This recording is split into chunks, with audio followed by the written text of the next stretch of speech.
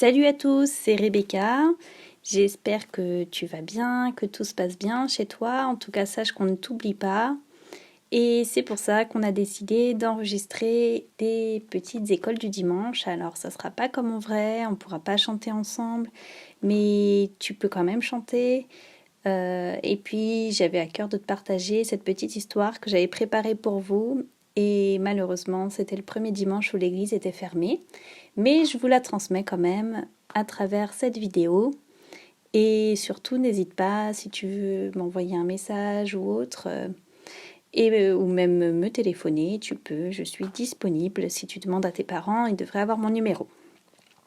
Alors, je te propose d'aller chercher ta Bible, on ne perd pas les bonnes habitudes, et de pouvoir suivre avec moi l'histoire d'aujourd'hui qui se trouve dans la Bible. Je te laisse le temps d'aller chercher ta Bible si tu ne l'as pas, parce qu'on va lire des petits versets, comme ça tu pourras suivre en même temps. Et puis pour commencer, regarde ce panneau. C'est un panneau de signalisation. Parfois on en voit au bord des routes. T'en as peut-être déjà vu, ou peut-être que tu sais déjà ce que ça veut dire. Parce que ce panneau, quand tu vois un panneau comme ça, triangulaire et rouge, ça annonce un danger.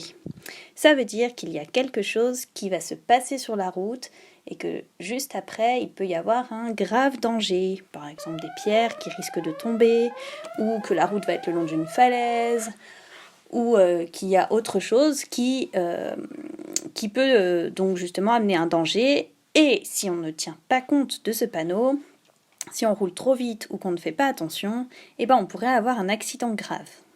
Ça veut dire que ce panneau, il nous met en garde.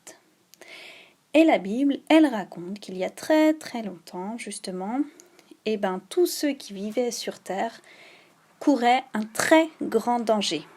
Mais ils ignoraient justement les mises en garde qu'on leur donnait. En fait, à l'époque de notre histoire, les gens qui vivaient, ils en faisaient qu'à leur tête. Ils se comportaient d'une façon horrible aux yeux de Dieu parce qu'ils faisaient que ce qu'ils avaient envie.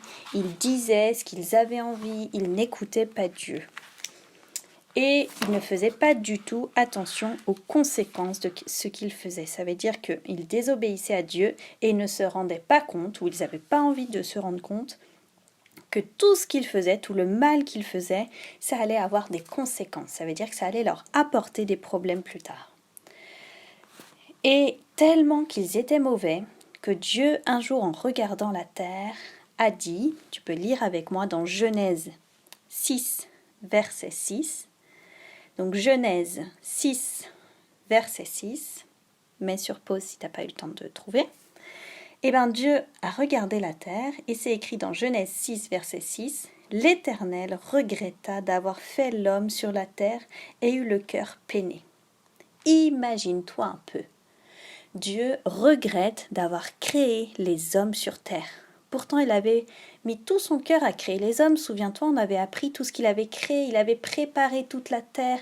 Il avait préparé tout. Il avait tout créé avant l'homme pour que quand l'homme vive sur terre, il ait tout ce qu'il lui faut. Là, Dieu regrette d'avoir créé l'homme parce que l'homme est mauvais. Tellement qu'il est mauvais que Dieu a le cœur peiné. Ça veut dire que ça le rend très très triste.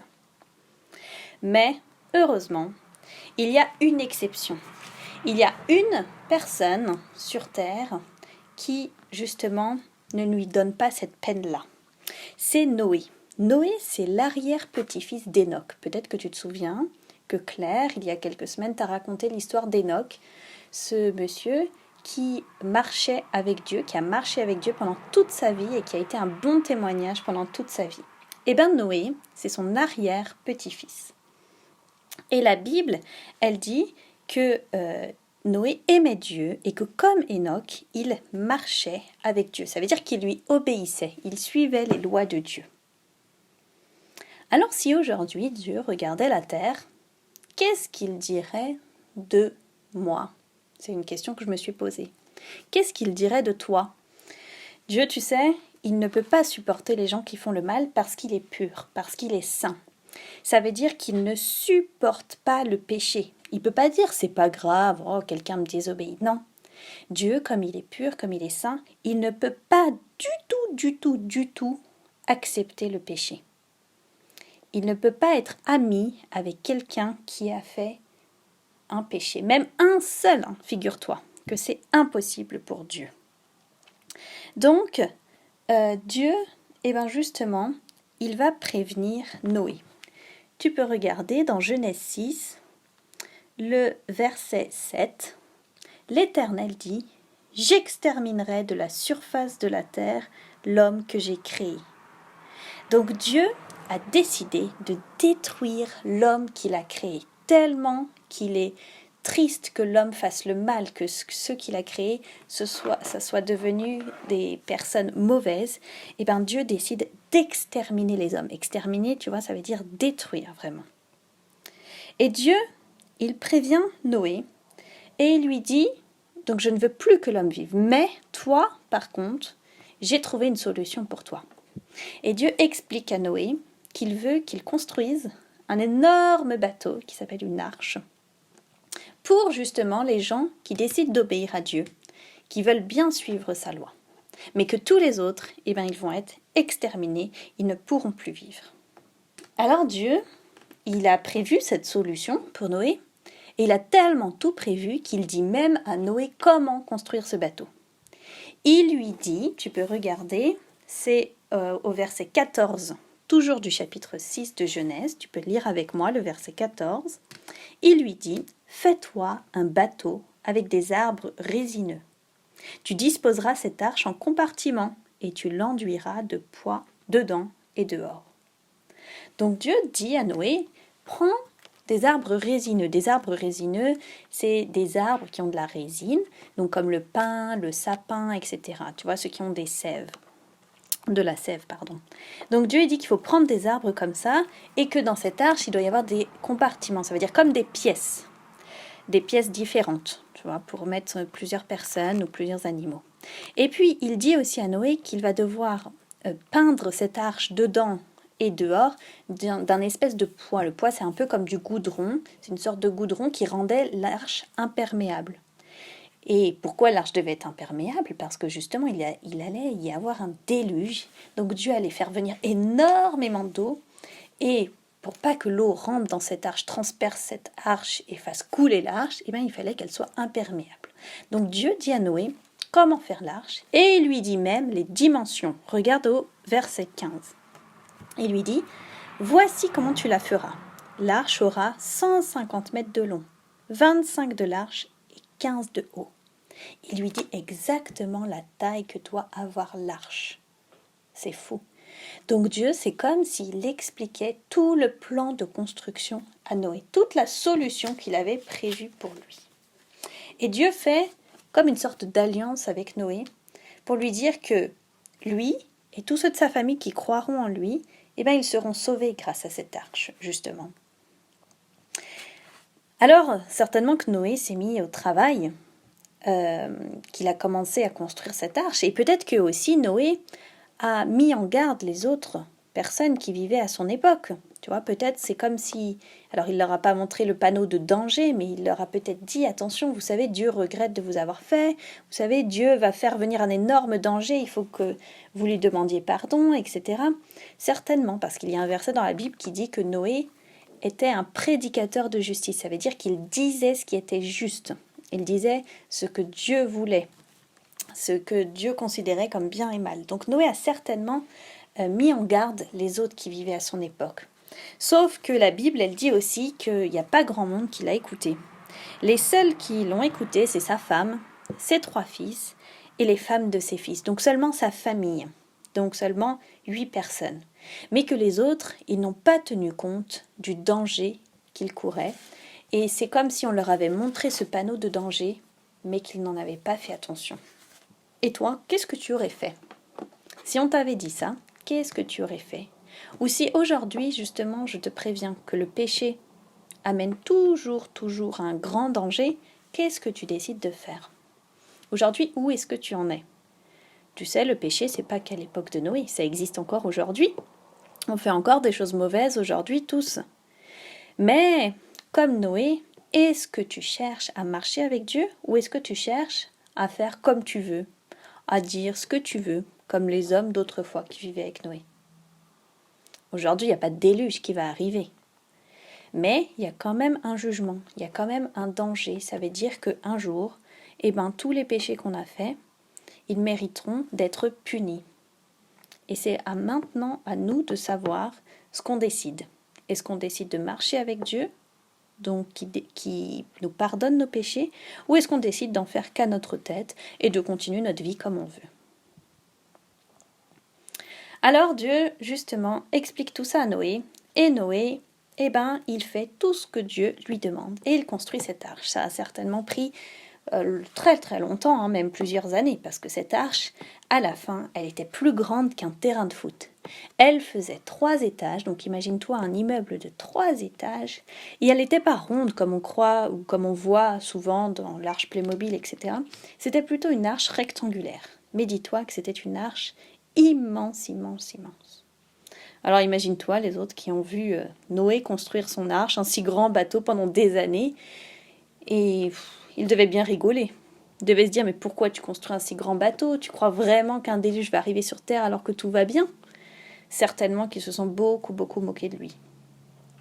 Tu sais, aujourd'hui encore, il y a beaucoup de gens qui se moquent des chrétiens, parce que les chrétiens croient encore aujourd'hui que justement il va y avoir un danger qui va arriver, qu'un jour on va être jugé, que Dieu va revenir, et qu'à ce moment-là, on devra lui rendre des comptes pour tout ce qu'on a fait.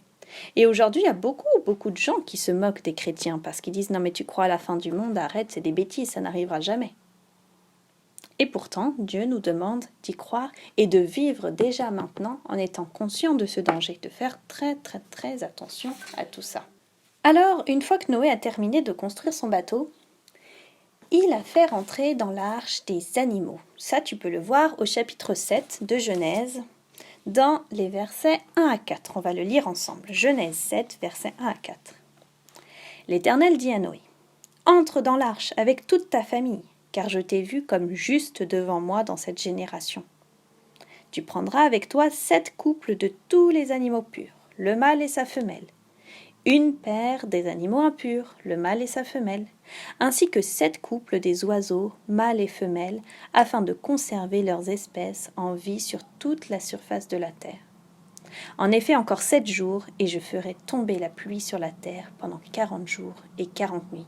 J'exterminerai ainsi de la surface du sol tous les êtres que j'ai créés. » Dieu demande à Noé de faire rentrer dans l'arche toute sa famille, mais aussi un couple de chaque animal qui existait à l'époque.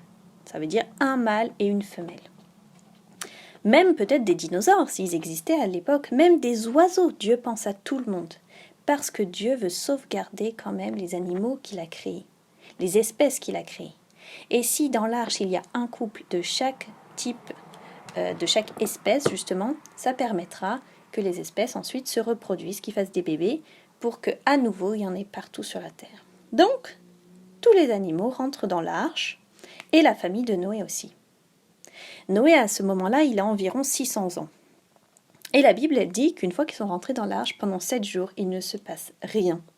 Il n'y a pas de pluie. Rien. Pendant 7 jours. Ils sont dans l'arche et il n'y a rien. Mais après, la porte va se fermer. Dieu va fermer la porte de l'arche, l'ouverture qu'il y avait. Et là, la pluie arrive. Et la pluie arrive et ne s'arrête pas pendant 40 jours et 40 nuits. Pendant 40 jours et 40 nuits, la pluie tombe.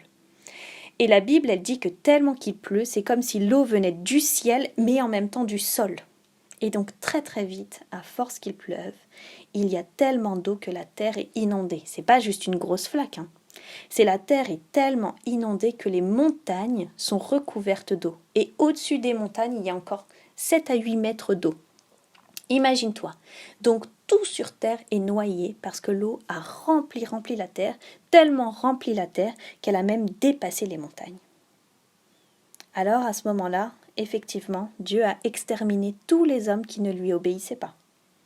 Les hommes à ce moment-là, ils ont été punis parce qu'ils n'ont pas fait attention à ce qu'on leur disait, parce qu'ils n'ont pas obéi à Dieu, parce qu'ils n'ont pas écouté non plus les avertissements de Noé. Jésus, tu sais, c'est le seul qui peut encore nous sauver de nos péchés. C'est le seul. Parfois, les gens pensent, ou peut-être que tu crois aussi, que toi-même, tu peux te débrouiller dans ta vie pour bien t'en sortir. Mais non. Le seul qui peut nous pardonner de nos péchés, c'est Jésus. Et ce qu'on a à faire, c'est justement croire en lui dire pardon pour nos péchés. Et toi, tu peux aujourd'hui, si tu n'es pas sûr d'être sauvé, tu peux lui dire justement, Seigneur, pardon pour mes péchés, je veux te suivre comme Noé, je veux marcher avec toi et t'obéir. Alors tu peux être sûr que Jésus aura pardonné tes péchés, parce que ce qu'il dit, il le fait aussi. On peut lire la suite de l'histoire, c'est au chapitre 7, au verset 18. Donc c'est ce que je vous ai dit, l'eau monta et grossit beaucoup sur la terre, et l'arche flotta à la surface de l'eau.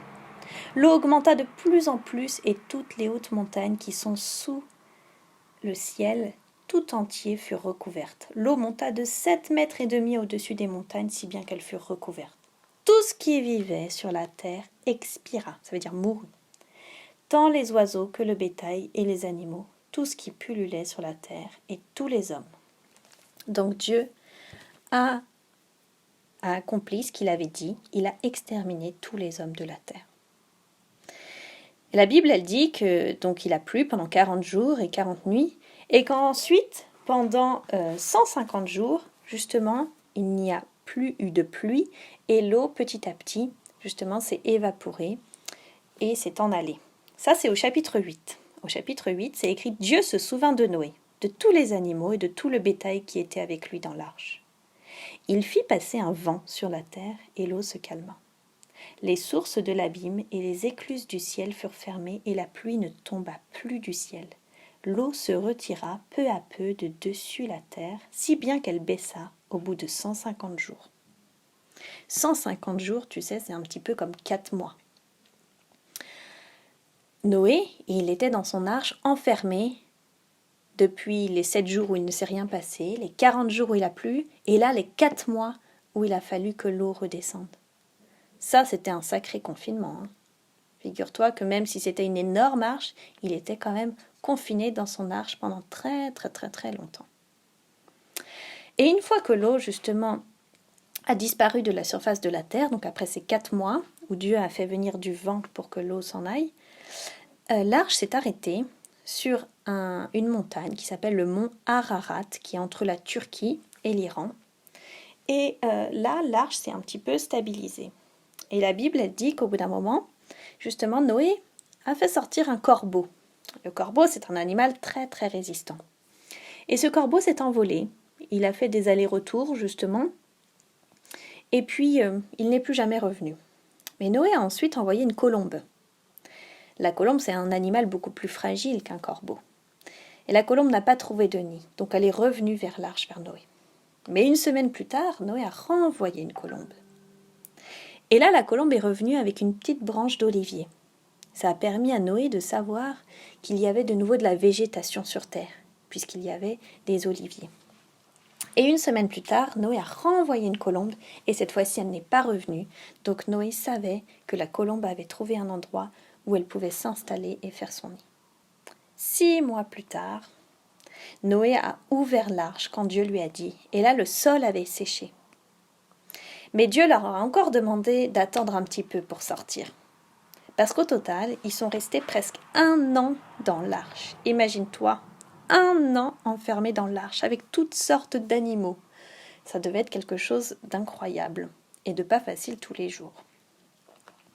Mais on peut regarder, c'est au verset 15 du chapitre 8. Alors Dieu parla à Noé. « Sors de l'arche avec ta femme, tes fils et les femmes de tes fils. Fais sortir avec toi tous les animaux de toute espèce qui sont avec toi, tant les oiseaux que le bétail et tous les reptiles qui rampent sur la terre. Qu'ils pullulent sur la terre, qu'ils se reproduisent et deviennent nombreux sur la terre. » Et c'est ce que Noé a fait. Noé est sorti et a fait sortir tous les animaux. Et Dieu a dit aux animaux, allez-y, faites des bébés justement pour que à nouveau il y ait plein d'animaux sur la terre. Et Noé, il a décidé à la sortie de l'arche de construire un autel en l'honneur de l'Éternel. Tu peux le voir au verset 20. Et il a fait cet autel pour remercier Dieu de sa protection, pour remercier Dieu de ne pas l'avoir exterminé, d'avoir pris soin de lui à travers cette arche. Et la Bible, elle dit que pour Dieu, c'était comme une agréable odeur. Ça a fait plaisir à Dieu que Noé fasse cet autel justement pour le remercier. Et à ce moment-là, Dieu a fait une promesse et il a dit plus jamais justement je n'exterminerai l'homme. Et Dieu a envoyé aussi un signe de cette promesse. Il a envoyé un arc-en-ciel. La première fois qu'il y a eu un arc-en-ciel, c'était certainement là, ou en tout cas Dieu a envoyé l'arc-en-ciel en disant « Ça sera le signe que plus jamais je ne détruirai ta postérité ». Ça sera un signe que plus jamais il n'y aura de déluge, justement, qui vont exterminer tous les hommes. Donc à chaque fois que tu vois un arc-en-ciel, tu peux te rappeler que Dieu a fait cette promesse, que Dieu prend soin de ses enfants aussi. Et si comme Noé, tu marches déjà avec Dieu, alors tu peux être sûr de son secours. Même dans les situations difficiles, Dieu a toujours un plan pour ses enfants. Il ne veut pas les condamner, il ne voulait pas exterminer Noé, justement comme c'était un de ses enfants, il a voulu en prendre soin. Et si toi, comme Noé, tu marches avec Dieu, alors tu peux être sûr que Dieu fera attention à toi. Mais réfléchis bien aujourd'hui de quel côté tu es. Réfléchis, est-ce que tu suis le Seigneur ou est-ce que tu n'en fais qu'à ta tête? Il n'est pas trop tard pour changer. Mais tu peux être sûr d'une chose, c'est que Dieu veut être ton ami. Dieu veut pardonner tes péchés et il veut prendre soin de toi. Alors si tu veux, pendant cette période de confinement, tu pourras relire les chapitres 6, 7, 8 et même 9 de Genèse. C'est toute l'histoire de Noé. Tu peux lire un petit peu chaque jour avec tes parents, par exemple, si tu as envie. N'hésite pas à me contacter si tu as des questions ou autres. Et je te dis à très bientôt. J'espère te revoir bientôt. En tout cas, en attendant, je prie pour toi et pour ta famille. Et puis que le Seigneur te protège dans cette période particulière. Bye bye!